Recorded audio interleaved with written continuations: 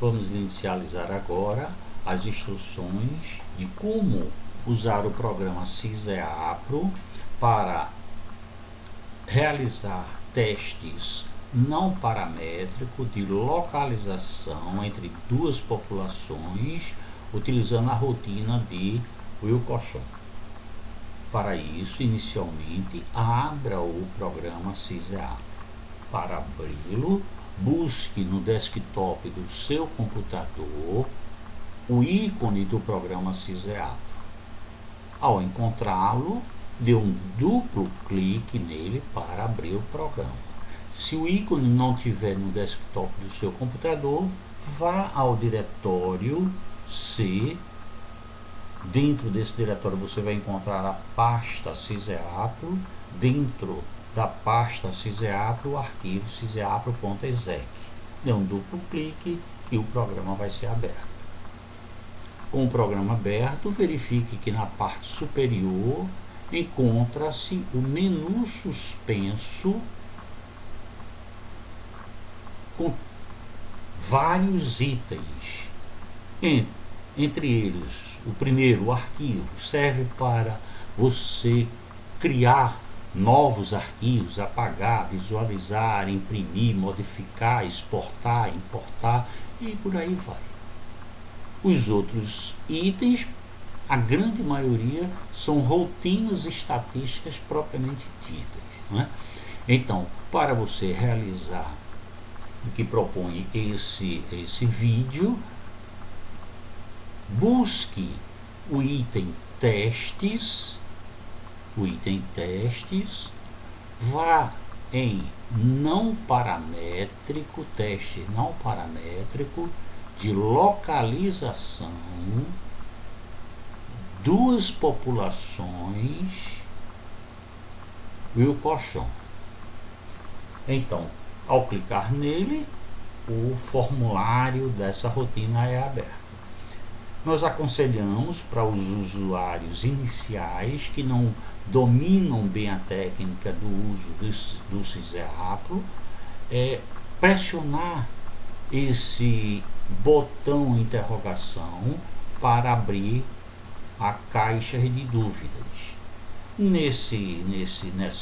Nessas instruções, ele diz como eu usar, para que serve esse tipo de teste. Então você veja que serve para dados dependentes.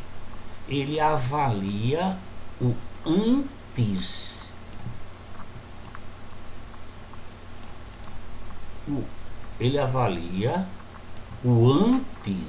e o depois de uma certa ação. Ok? Ele se parece muito com o teste anterior, o teste do sinal que foi apresentado no vídeo anterior, né? São rotinas diferentes, mas com o mesmo objetivo.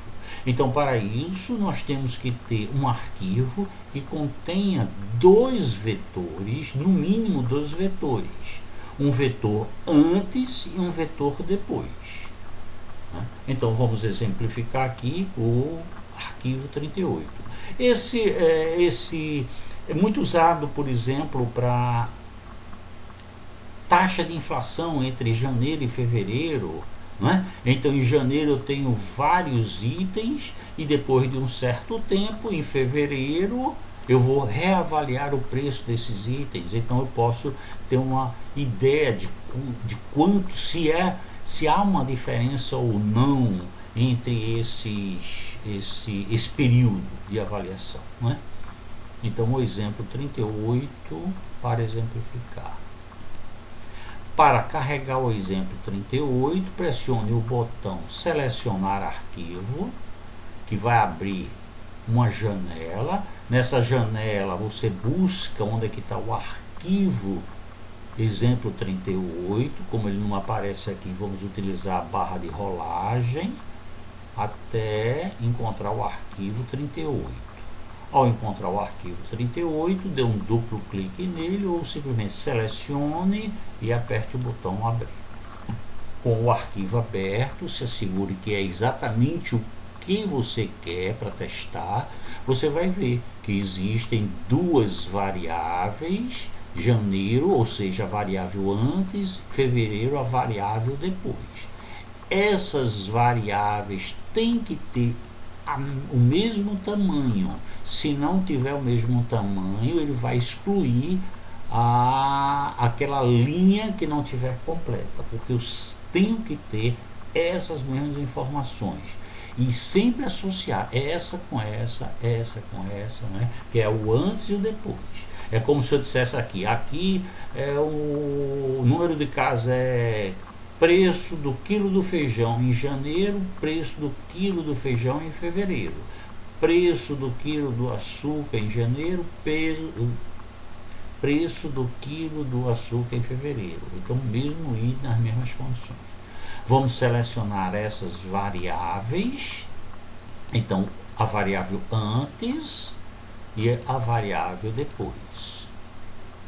Vamos utilizar um nível de confiança de 5%. Se você quiser alterar, você pode alterar. Em que 5% você está dizendo que os resultados que você vai apresentar tem 95% de probabilidade de retratar a verdade do seu experimento, né?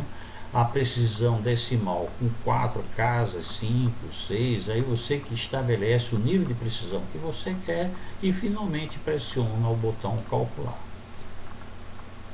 Ao pressionar o botão calcular, ele apresenta os resultados, né? E principalmente a conclusão que a gente está querendo.